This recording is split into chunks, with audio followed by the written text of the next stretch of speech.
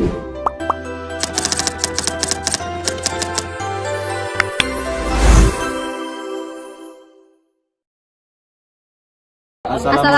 warahmatullahi wabarakatuh. Perkenalkan, saya Raffi NIM F1912409. Perkenalkan, saya Yunika Putri Nasir NIM F191244002.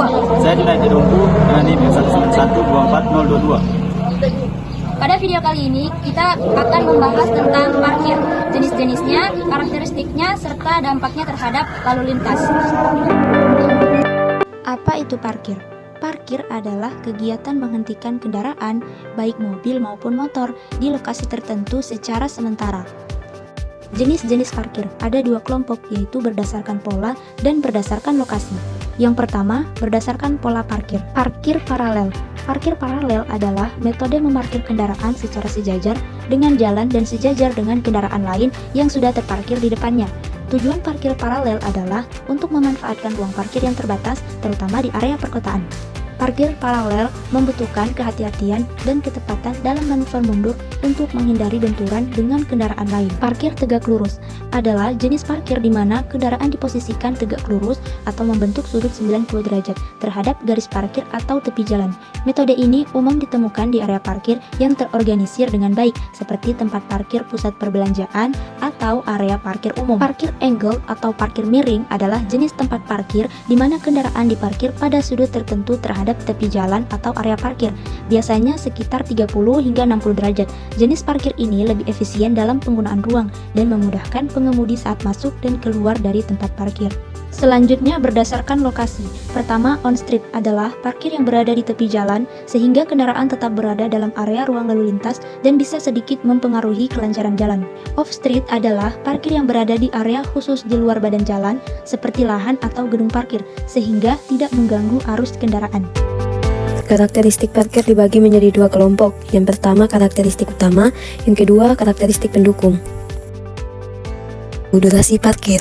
Durasi parkir menunjukkan berapa lama kendaraan berhenti. Makin panjang durasi, makin besar kebutuhan ruang dan potensi gangguan terhadap lalu lintas. 2. Pola kedatangan kendaraan. Pola kedatangan menggambarkan seberapa sering motor dan mobil masuk ke area parkir. Lokasi yang ramai memerlukan kapasitas parkir lebih besar.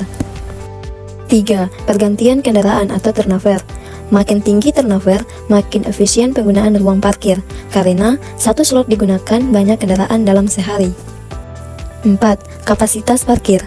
Kapasitas menentukan seberapa banyak kendaraan yang bisa ditampung tanpa menyebabkan antrian atau parkir sembarangan.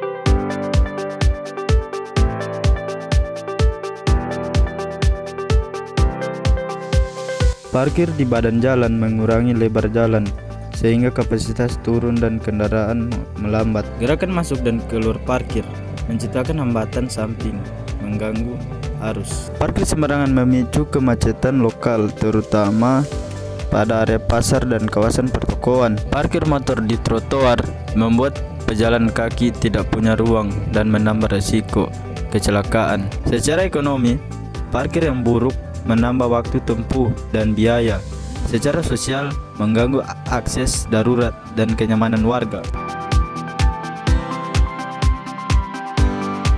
Contoh parkir di Indonesia, motor dan mobil.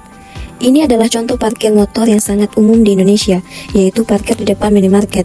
Ruang parkirnya terbatas, motor diparkir rapat, dan sering terjadi ketidakteraturan saat jam sibuk. Kondisi seperti ini dapat menyebabkan kendaraan yang keluar masuk mengganggu arus lalu lintas di depan minimarket. 2. Contoh parkir internasional. Di beberapa negara seperti Jepang dan Korea Selatan, penggunaan sistem parkir otomatis sangat populer. Mobil ditempatkan pada sebuah platform dan dipindahkan secara mekanis ke rak parkir vertikal. Sistem ini menghemat ruang dan cocok untuk kota yang padat penduduk.